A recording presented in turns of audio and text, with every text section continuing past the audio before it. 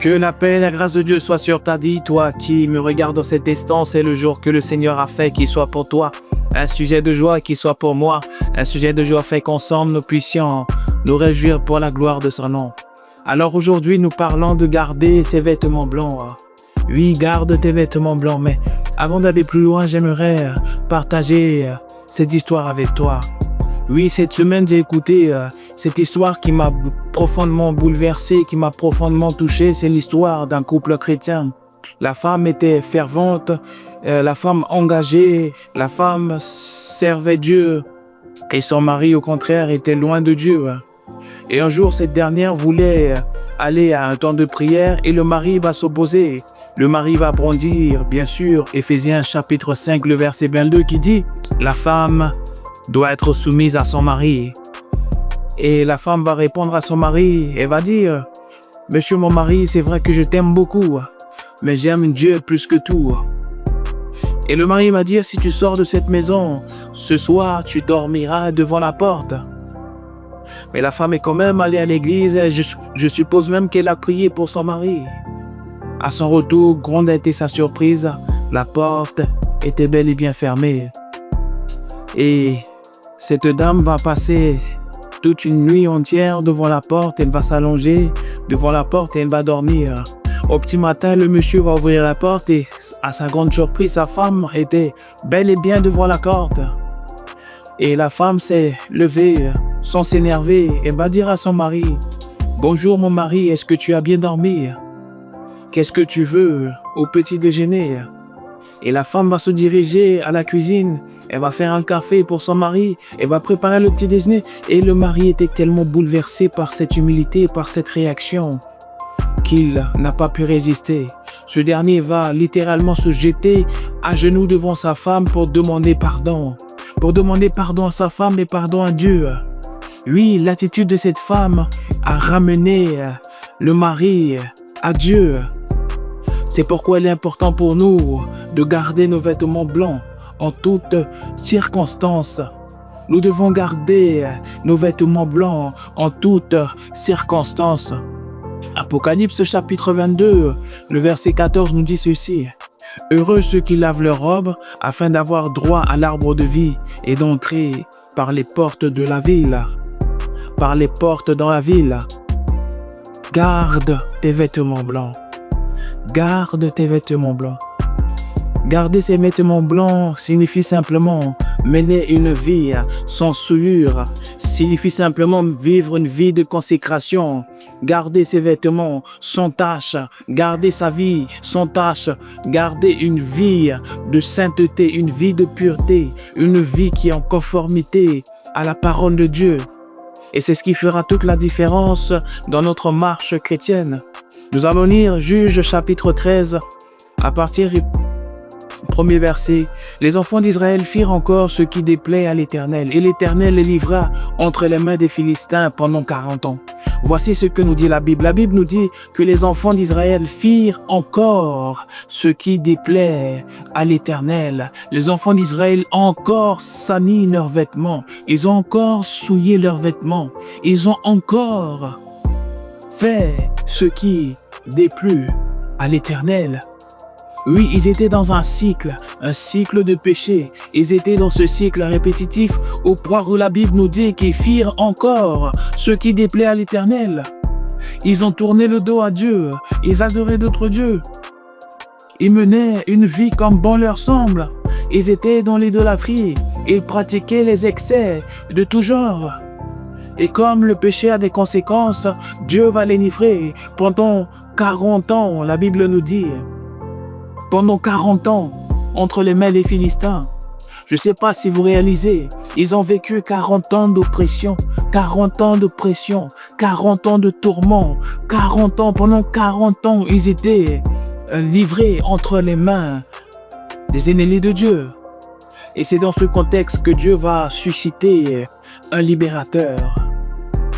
Que Dieu va susciter un libérateur, mais avant de susciter ce libérateur, la Bible nous dit, il y avait un homme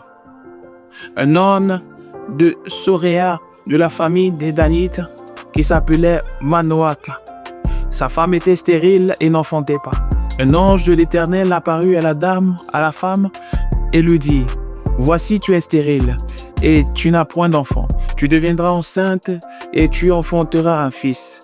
Maintenant, première garde, ne bois ni vin, ni liqueur forte, ne mange rien d'impur, car tu vas devenir enceinte, et tu enfanteras un fils. Le rasoir ne passera point sur sa tête, parce que cet enfant sera consacré à Dieu dès le ventre de sa mère.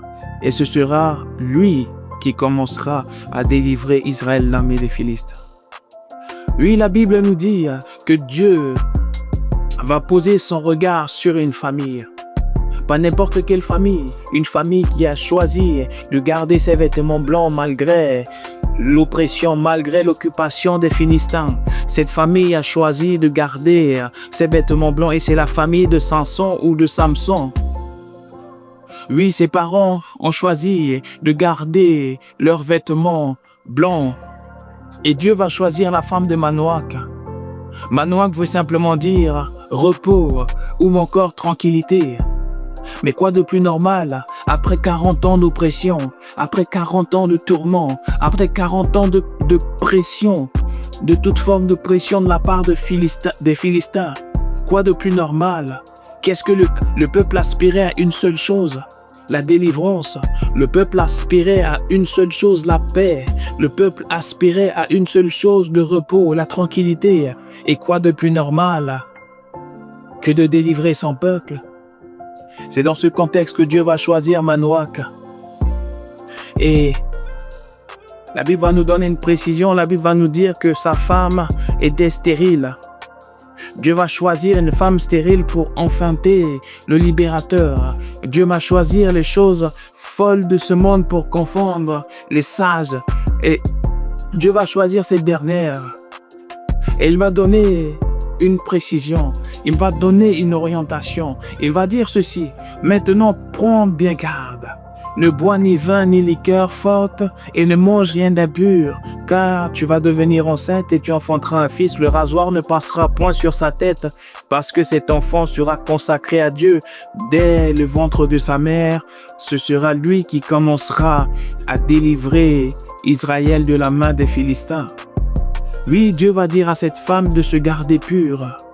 Dieu va dire à cette femme de se garder consacrée. Dieu va dire à cette dame de continuer de garder ses vêtements blancs parce que l'enfant que tu portes est consacré, mais consacré. L'enfant que tu portes, mais consacré, ce sera lui qui va délivrer le peuple. Ce sera lui qui va délivrer le peuple. Et c'est dans ce contexte que Samson va venir au monde. C'est dans ce contexte qu'il va venir au monde et la particularité de Samson, c'est qu'il était fort. C'est qu'il était doté d'une force surnaturelle. Il était doté d'une onction incroyable. Oui, Samson était rempli d'une onction incroyable. Mais son histoire nous apprend quelque chose. L'onction ne fait pas tout. L'onction, sans le caractère, peut nous conduire à des désastres monumentaux. Et c'est ce que l'histoire de Samson nous enseigne.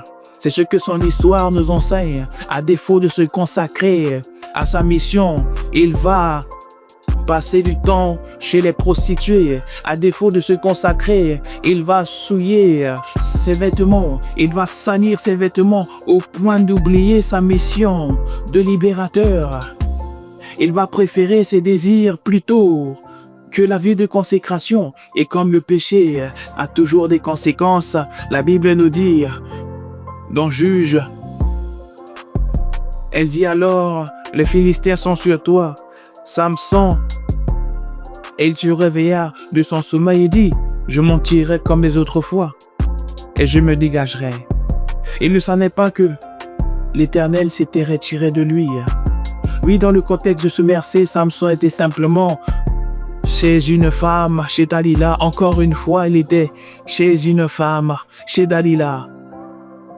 Après avoir souillé ses vêtements à multiples reprises, après avoir souillé ses vêtements en allant chez les prostituées, pas une fois, pas deux fois, mais plusieurs fois, la Bible nous dit que l'Esprit de Dieu a fini par se retirer.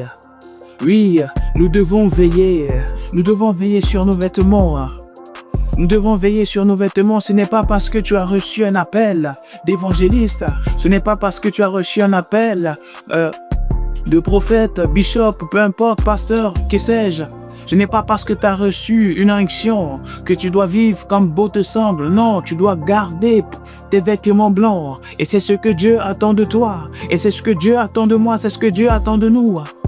Faisons attention. Faisons attention au même titre que Dieu a pu retirer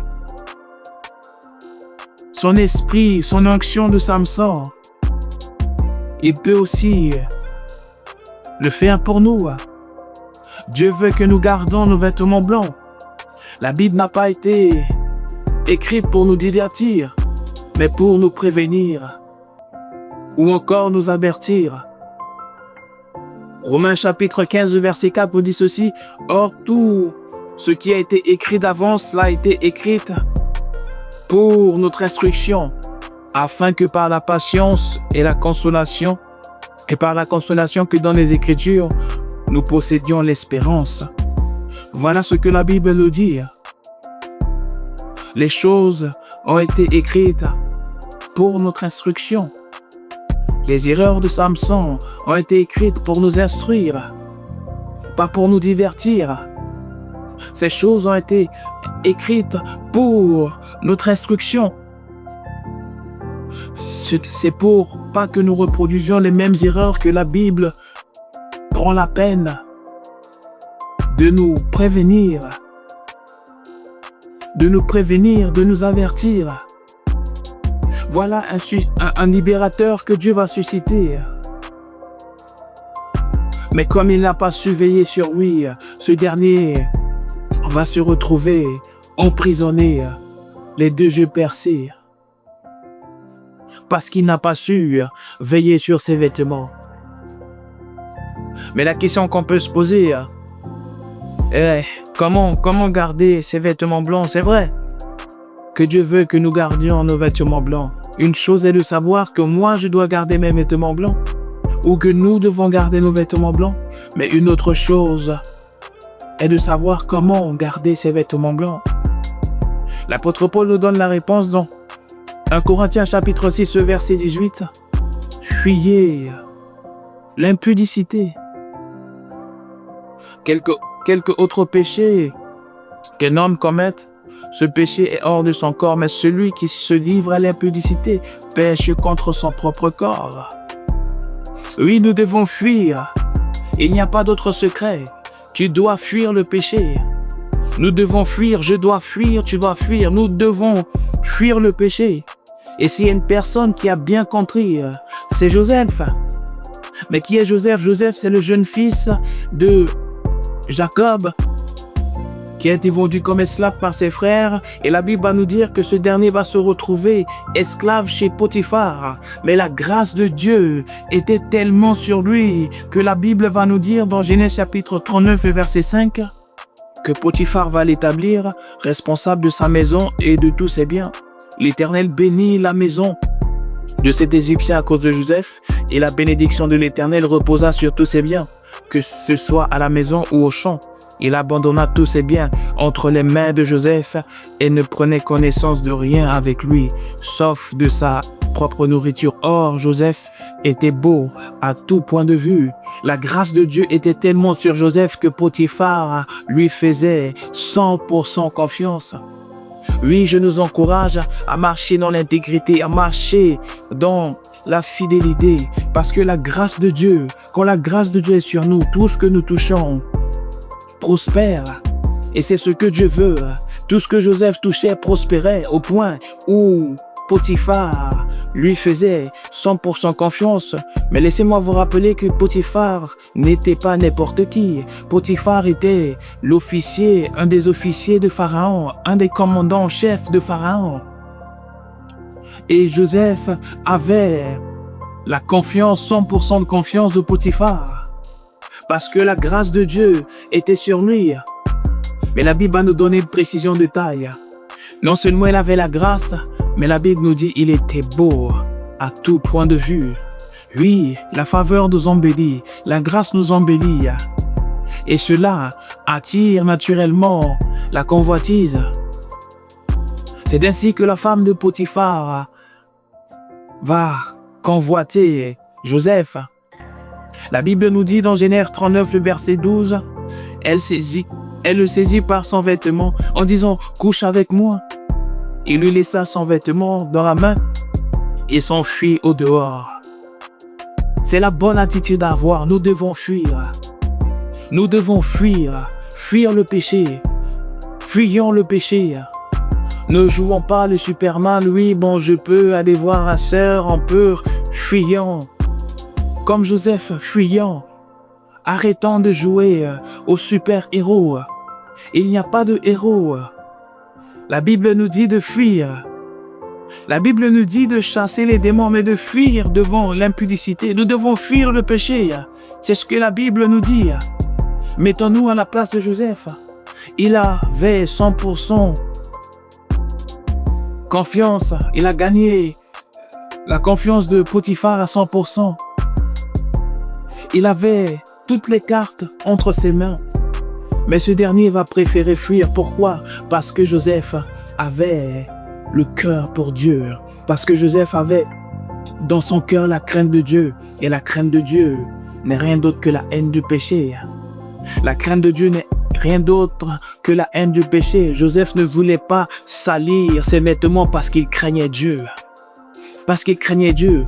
J'ai changé avec un frère et je lui disais, mais tu vois, ces derniers temps-ci, franchement, on a pris trop d'impôts, etc. Et ce dernier va me dire, ouais, mais il faut pas tout déclarer, tu sais. Je vais lui dire, écoute mon frère, moi je suis chrétien. Je suis chrétien. Par-dessus tout, je suis prédicateur de l'évangile. Je vis ce que je prêche et je prêche ce que je vis. À César ce qui est à César, à Dieu ce qui est à Dieu. Je préfère garder mes vêtements blancs. Vous savez, il y a deux sortes de visions sur cette terre. Nous avons la vision terrestre et la vision céleste. Nous avons la vision naturelle et la vision surnaturelle, mais en tant qu'enfants de Dieu, nous devons épouser la vision céleste. D'ailleurs, Jésus-Christ nous dira à ce sujet, vous êtes dans le monde, mais vous n'êtes pas du monde.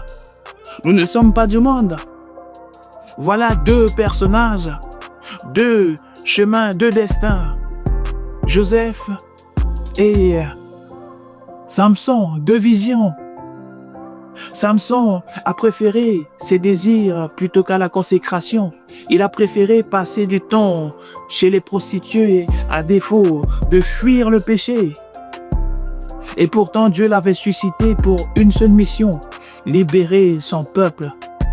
Malgré l'onction qu'il a reçue, ce dernier ne s'est pas empêché, n'a pas pu s'empêcher de salir ses vêtements, n'a pas pu s'empêcher de se souiller. Et conséquence, il finira emprisonné, les deux yeux percés.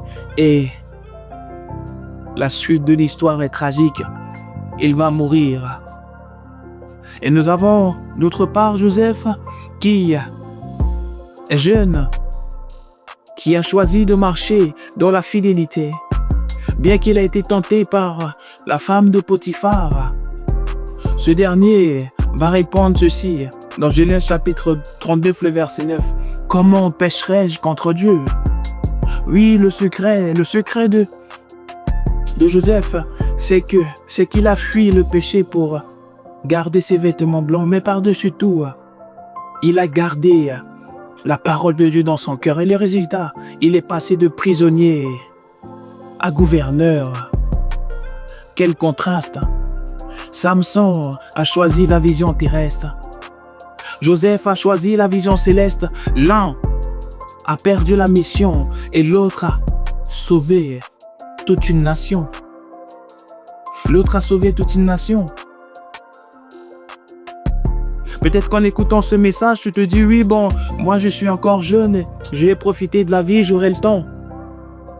Laisse-moi te dire ce que la Bible dit à ce sujet. Ecclésiaste chapitre 11, verset 9. Jeune homme, réjouis-toi dans ta jeunesse, livre ton cœur à la joie. Pendant les jours de ta jeunesse, marche dans les voies de ton cœur et selon les regards de tes yeux. Mais sache que pour tout cela, Dieu t'appellera au jugement. Sache que pour tout cela, Dieu t'appellera au jugement. L'âge n'est pas une excuse pour Dieu. Joseph avait 17 ans quand il a résisté à la femme de Potiphar. L'âge ne peut pas être une excuse pour Dieu. Joseph a résisté à 17 ans parce qu'il avait la parole de Dieu dans son cœur.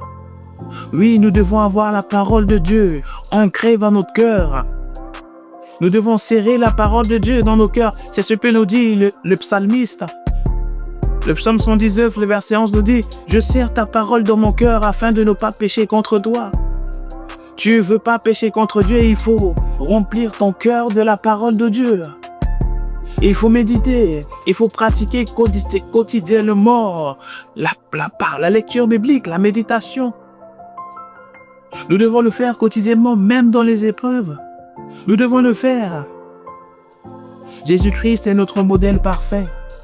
Jésus-Christ est notre exemple parfait. Jésus-Christ a su garder ses vêtements blancs tout au long de sa vie, malgré la trahison, malgré les moqueries, malgré les rejets, malgré l'humiliation, malgré la croix. Son obéissance a sauvé l'humanité. Son obéissance a sauvé l'humanité et c'est ce que Dieu attend de nous. Peut-être en écoutant ce message, je dis « Je suis trop sale, je me sens sale. » Est-ce que Dieu va me pardonner? Est-ce que Dieu peut me purifier? Oui, Dieu peut te purifier et Dieu veut te purifier, mais est-ce que toi tu le veux? La Bible nous dit dans 1 Jean 1:9, si nous confessons nos péchés, il est fidèle et juste pour nous pardonner et pour nous purifier de toute iniquité. Oui, prends un temps avec moi, prends un temps de t'examiner, d'examiner ta vie. Examinons-nous et disons à Dieu, quelle souillure tu veux que Dieu lave? Oui, nous devons confesser. Nous devons dire au Seigneur de nous laver de toute souillure. Et par la suite, tu dois prendre une décision de rester consacré. De vivre une vie de sainteté chaque jour. Mais avant tout, nous allons prier. Nous allons prier ensemble. Seigneur, je reconnais mes souillures. Purifie-moi par ton sang. Donne-moi la force de fuir le péché, de m'attacher à ta parole et de renoncer à moi-même. Comme cette femme qui a su renoncer à elle-même pour gagner son mari, comme Joseph qui a su fuir devant le péché, comme toi qui as su garder des vêtements blancs jusqu'à la croix. Aide-moi à garder mes vêtements blancs. Dans le nom de Jésus-Christ. Amen. Si tu as fait cette prière, sache que Dieu va te donner la force et la capacité de mener une vie de consécration et de résister au péché. Car il m'est écrit que ce n'est ni par force, ni par puissance, mais c'est que par son esprit. Avant de finir, j'aimerais donner l'occasion à ceux ou celles qui n'ont pas encore accepté Jésus-Christ comme Seigneur et Sauveur. La Bible nous dit que tous ont péché et sont privés de la gloire de Dieu. Oui, sans Jésus, tu ne peux pas vivre la gloire de Dieu. Mais la bonne nouvelle est que le jour de salut, c'est aujourd'hui. L'occasion t'est donnée de faire la paix avec Dieu. Si tu acceptes Jésus-Christ comme Seigneur et Sauveur, si tu l'acceptes, crois-moi, tu pourras de nouveau vivre la gloire de Dieu, marcher dans la gloire de Dieu. Romains chapitre 10, le verset 9 nous dit ceci. Si tu confesses de ta bouche le Seigneur Jésus-Christ et si tu crois de ton cœur que Dieu l'a ressuscité des morts, tu seras sauvé. C'est pourquoi j'aimerais t'encourager à faire cette prière avec moi. Seigneur, je te demande pardon pour tous mes péchés. Je crois que tu es mort et ressuscité le 3e jour pour que je sois sauvé. Aujourd'hui, je te confesse comme Seigneur et comme mon Sauveur. Écris mon nom dans ton livre de vie.